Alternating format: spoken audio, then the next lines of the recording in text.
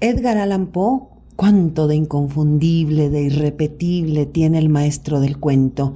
Mire, es y será un escritor muy estudiado y sobre el que se han elaborado diferentes teorías, muchísimas teorías que relacionan su vida con sus cuentos, los estados de delirio, sus deseos, sus represiones, la boda con Virginia, su mujer, cuando ésta únicamente tenía 14 años, su orfandad, su rebeldía, una larga lista que nos lleva pues a relacionar muchos aspectos de su obra con su existencia. ¿Por qué esas temáticas tan obsesivas en sus escritos? ¿Por qué siempre el recurso de una naturaleza psíquica y delirante en sus personajes? Es maravilloso. Y mire, en su propia teoría literaria, Edgar Allan Poe afirmaba que no existe nada más poético y literario que la muerte de una mujer hermosa y joven. Dice: me pregunté, entre todos los temas melancólicos, ¿cuál lo es más según lo entiende universalmente la humanidad? Respuesta inevitable: la muerte. Y cuando ese asunto, el más triste de todos, resulta ser también el más poético, cuando se alíe íntimamente con la belleza. Luego, la muerte de una mujer hermosa es, sin disputa de ninguna clase, el tema más poético del mundo, y queda igualmente fuera de duda que la boca más apta para desarrollar el tema es precisamente la del amante privado de su tesoro. Una gran visión acabamos de leer aquí de Edgar Allan Poe. Clarito vemos que Edgar Allan Poe pretende alcanzar la belleza a través, precisamente de la ausencia de esta, la belleza de la ausencia, finalmente. Y pues se trata de una importante contradicción. La clave de los relatos de Poe reside precisamente en esto, en la constante contradicción, pues que encontramos representada en diferentes formas. Una de ellas, el cuervo, lo sabemos, que a menudo, aparece como simbolismo sobre la paradoja de la situación, en la obsesión por lograr deseos inalcanzables, como por ejemplo reencontrarse con su amada que ha muerto, imagen, que quizá es constante porque su mujer, ya lo dijimos, Virginia, murió también a una temprana edad. Y la misma muerte del autor es tremenda. Y aquí esto es necesario e inevitable, lo que vamos a hacer ahora, porque le voy a narrar con palabras de la biografía escrita por Julio Cortázar, ese momento de la muerte del gran escritor Edgar Allan Poe. Se ha dicho que Poe, en los periodos de depresión derivados de una evidente debilidad cardíaca, acudía al alcohol como un estimulante imprescindible. Apenas bebía, su cerebro pagaba las consecuencias. Ese círculo vicioso debió cerrarse otra vez a bordo durante la travesía a Baltimore. Los médicos le habían asegurado en Richmond que otra recaída sería fatal y no se equivocaban. El 29 de septiembre, el barco atracó en Baltimore. Poe debía tomar allí el tren para Filadelfia, pero se hacía necesario esperar varias horas. En una de esas horas se selló su destino. Se sabe que cuando visitó a un amigo ya estaba ebrio. Lo que pasó después es solo materia de conjetura. Se abre un paréntesis de 5 días, al final de los cuales un médico conocido de Poe recibió un mensaje presurosamente escrito a lápiz, informándolo de que un caballero, más bien mal vestido, necesitaba urgentemente su ayuda. La nota procedía de un tipógrafo que acababa de reconocer a Edgar Poe en un borracho semi-inconsciente, metido en una taberna y rodeado de la peor realea de Baltimore. Eran días de elecciones y los partidos en pugna hacían votar repetidas veces a pobres diablos a quienes emborrachaban previamente para llevarlos de un comicio a otro. Sin que exista prueba concreta, lo más probable, dice Julio Cortázar, es que Poe fuera utilizado como votante y abandonado finalmente en la taberna donde acababan de identificarlo. La descripción que más adelante haría el médico muestra que estaba ya perdido para el mundo, a solas en su particular infierno en vida, entregado definitivamente a sus visiones. El resto de sus fuerzas vivió 5 días más en un hospital de Baltimore. Se quemó en terribles alucinaciones, en luchar con las enfermeras que lo sujetaban. En un intervalo de lucidez, parece haber preguntado si quedaba alguna esperanza. Como le dijeron que estaba muy grave, rectificó: no quiero decir eso. Quiero saber si hay esperanza para un miserable como yo. Murió a las 3 de la madrugada del 7 de octubre de 1849. Que Dios ayude a mi pobre alma, fueron sus últimas palabras. Hasta aquí las palabras en sí de Julio Cortázar. No se pierda esa biografía. Y pues bueno, como buen romántico, Edgar Allan Poe usa veladísimas, muy veladas y numerosas referencias al mundo grecolatino.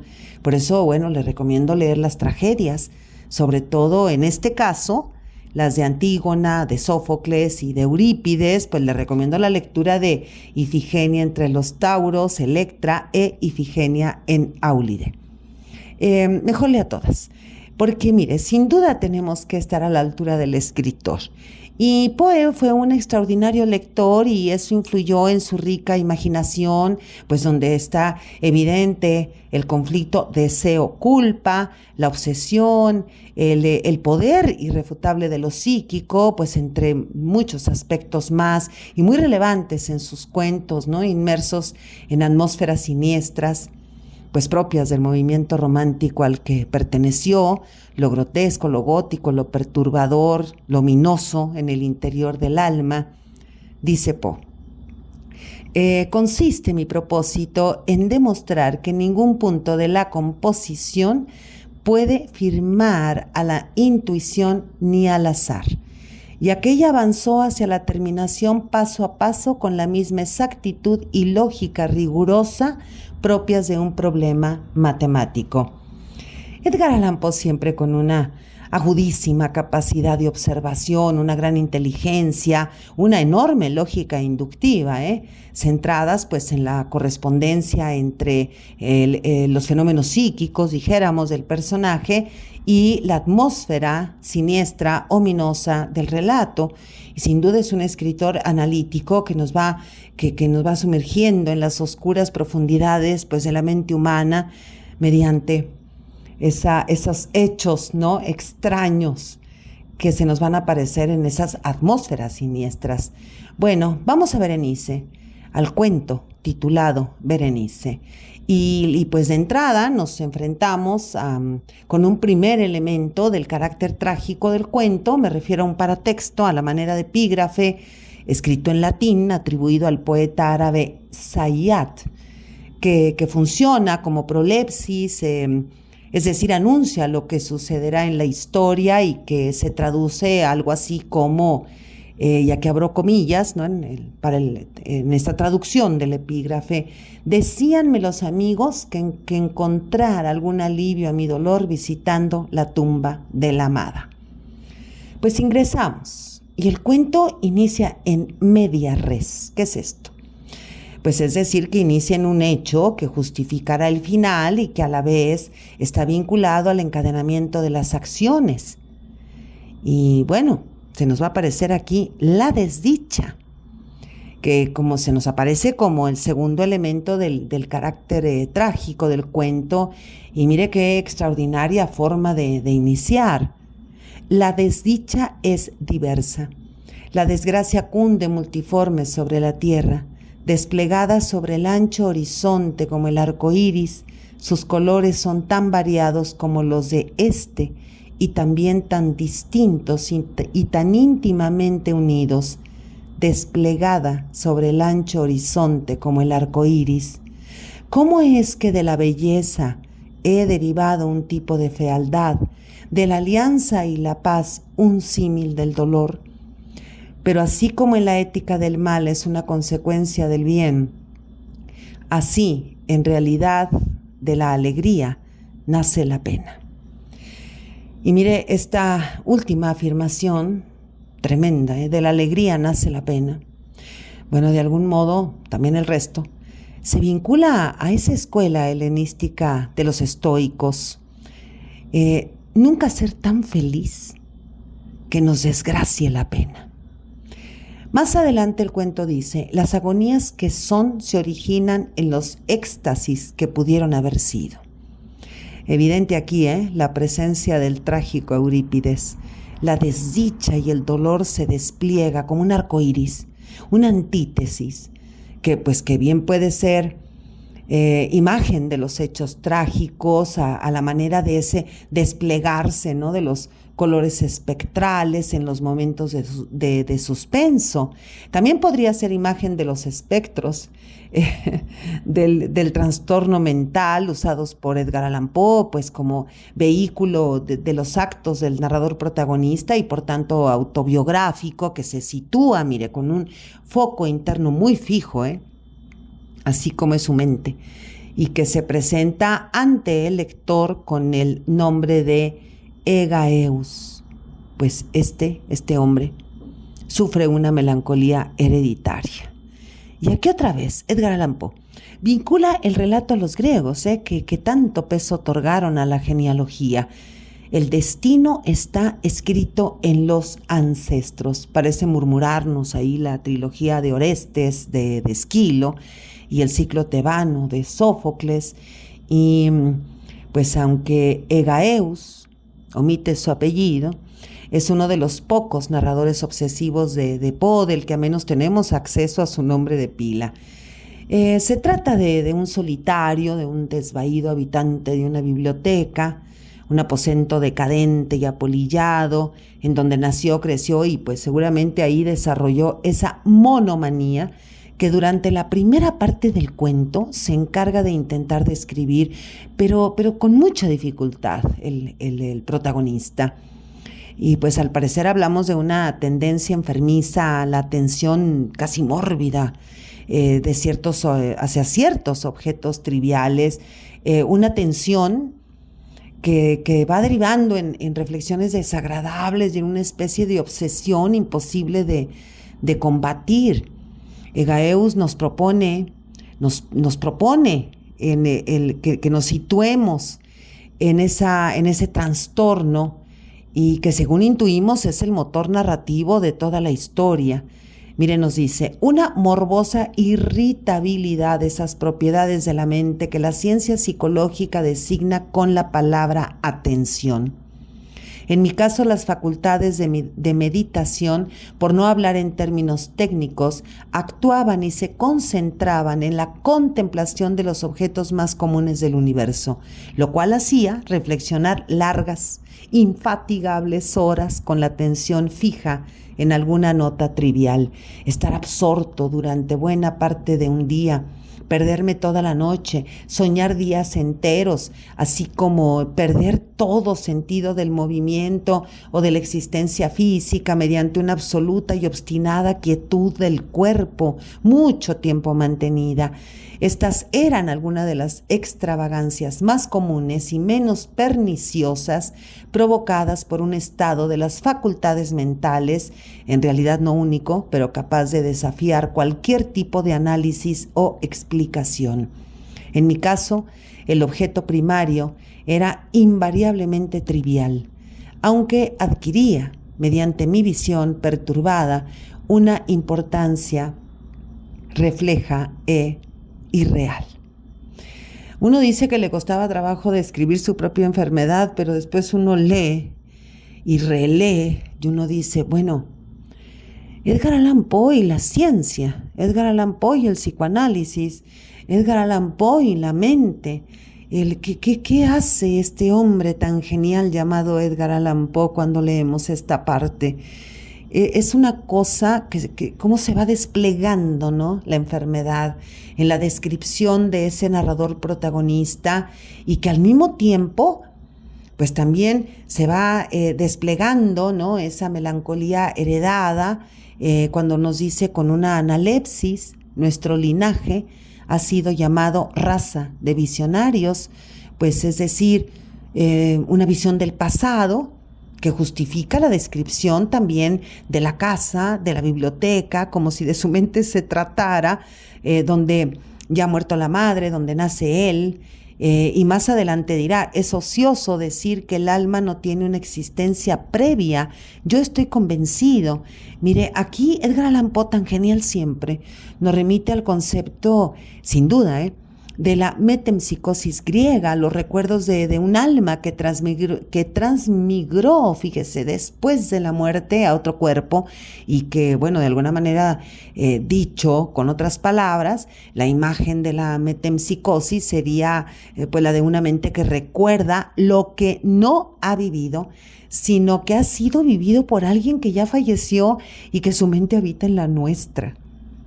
¡Qué cosa! Esto es extraño, siniestro, ominoso, sin duda, horrendo para muchos, pues como lo es también vivir en el sueño mortal de la melancolía, donde Tánatos e Hipno, figuras de la mitología griega, se debaten en duelo, donde los sueños son imágenes cifradas de la muerte, y Egaeus, el narrador protagonista, ha leído en la infancia, ha ensoñado en la juventud, no posee experiencias vitales, sigue viviendo en la casa de los padres, en una especie de parálisis existencial invadido por visiones. Ahora parecería que la casa solo está habitada por Egaeus, y hasta sospechamos que la prima ya falleció hace mucho, que Berenice, su prima Berenice, a lo mejor ya estaba muerta hace mucho, o a lo mejor solo era reflejo de su mente. Bueno, y ahí le encontramos con Egaeus y la servidumbre en esa casa. Y Berenice y Egaeus tienen una relación de primos, amantes, y mire que seguramente esto le recuerda muchísimo a Los hermanos de Casa Tomada, ese estupendo cuento de Julio Cortázar, enclavados en una vieja casa paterna, y que en el caso del cuento Berenice de Edgar Allan Poe, esta casa, porque así lo menciona, está ubicada en Arnhem, a orillas del Rin, en los Países Bajos. Y en ese espacio, Poe lo aprovecha para contrastar, pues a manera de síntesis, la descripción de ambos personajes. Él, pues enfermizo, ya dijimos que melancólico, estudioso, lector, meditativo, encerrado en sí mismo, y pues en contraste con Berenice, que es ágil, graciosa, vital, despreocupada. Bueno, entonces, ¿qué va a pasar? La enfermedad cae como un fatum, como una fatalidad del destino sobre Berenice, como si fuera, dice el cuento, un sinum, ese temporal de viento y arena que se desata en los países desérticos de Oriente, que a más de 50 grados envenena a personas y animales. Así, intempestivamente cae una enfermedad mortal sobre ella, y que la transforma. Ya no la conocía, ya no la reconocía, dice el protagonista. Este es otro rasgo del carácter trágico del cuento, una clase de epilepsia, la cual terminaba en catalepsia, pues en reiteradas ocasiones, cuando Berenice tenía sus ataques, pues parecía que estaba muerta. Sin embargo, momentos después se reincorporaba como si hubiera regresado de la muerte misma. Como ya se dijo, pues él se declara monomaníaco, este término acuñado por el psiquiatra francés Jean-Étienne Dominique Esquirol en 1814, y es quien describe que el paciente monomaníaco es aquel que solo puede pensar desmesuradamente en solo una idea, un carácter obsesivo, Y este sería otro elemento trágico del cuento. Y esa autoprosopografía, esa autodescripción del protagonista, detona la configuración del narratario, es decir, el narrador nos convierte en personajes al dirigirse a nosotros, al lector. Cuando dice, es más que probable que no se me entienda, pero temo en verdad que no haya manera posible de proporcionar a la inteligencia del lector corriente una idea adecuada de esa nerviosa intensidad del interés con que en mi caso las facultades de meditación, por no emplear términos técnicos, actuaban y se sumían en la contemplación. Entonces, sin una conexión vital con la realidad, el protagonista se nos presenta como un sujeto que solo usa alguno de los sentidos internos, como la fantasía, la memoria, la ilusión, la imaginación, pues en una palabra, visiones. Él está como extraviado, extrañado, deslindado, delirante, donde la lectura es partícipe del trastorno. O sea que aquí pues se nos aparece también la larga sombra del Quijote, su fantasma, diría Lacan.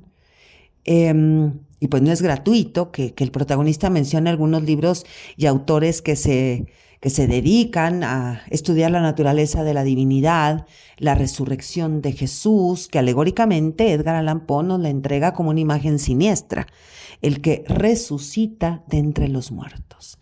En las visiones, pues, de este protagonista vulnerable que tiembla al contacto, dice, de la flor llamada asfódelo, un tipo de lirio, asfódelo, un símbolo que para los poetas románticos ingleses significaba algo así como mi arrepentimiento te acompañará en la tumba. Muy Lord Byron, ¿verdad?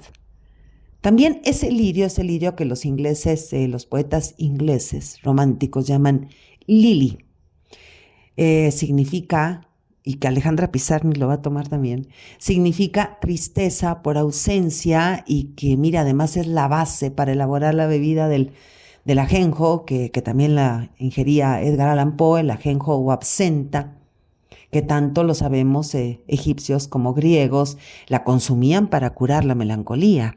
Esa enfermedad del protagonista que desata su obsesión y que va en gradación, ¿no? En medida de la transformación de Berenice a causa de su enfermedad. Y de algún modo, pues esas mutaciones de ambos promueven la especulación del protagonista, quien afirma que son las pasiones que provienen de la inteligencia.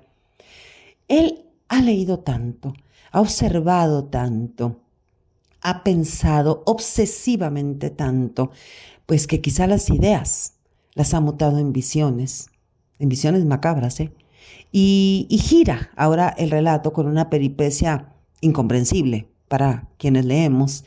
Él le pide matrimonio a Berenice una cálida tarde de invierno, dice, uno de esos 7 días que preceden al solsticio invernal y que Edgar Allan Poe, detrás del protagonista, pues va a relacionar con el mito griego de Alcione, la viuda que se transforma para empollar a sus hijos, a sus descendientes, sobre el cadáver de su amado Ciese.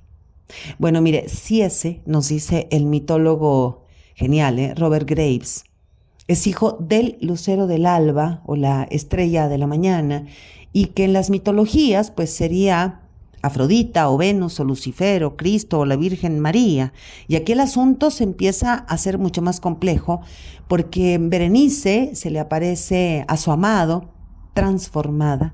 Qué maravilla la ironía mística, ¿verdad? Pálida, alta, rubia, plácida, melancólica. Entonces dice en el cuento: esquivé involuntariamente su mirada vidriosa para contemplar los labios finos y contraídos. Se entreabrieron y en una sonrisa de expresión peculiar los dientes de la cambiada Berenice se revelaron lentamente ante mis ojos. Ojalá nunca los hubiera visto o después de verlos hubiese muerto. El golpe de una puerta al cerrarse me distrajo y, alzando la vista, vi que mi prima había salido del aposento. pero del desordenado aposento de mi mente, ay, no había salido ni se apartaría el blanco y horrible espectro de los dientes, ni un punto en su superficie, ni una sombra en el esmalte, ni una melladura en el borde hubo en esa pasajera sonrisa que no se grababa a fuego en mi memoria. Los vi entonces con más claridad que un momento antes. Los dientes, estaban aquí y allí, y en todas partes, visibles y palpables ante mí, largos, estrechos, blanquísimos, con los pálidos labios contrayéndose a su alrededor, como en el momento mismo en que habían empezado a distenderse. Entonces sobrevino toda la furia de mi monomanía y luché en vano contra su extraña e irresistible influencia. ¿Qué le pasa al protagonista? Está en el borde de la esquizofrenia.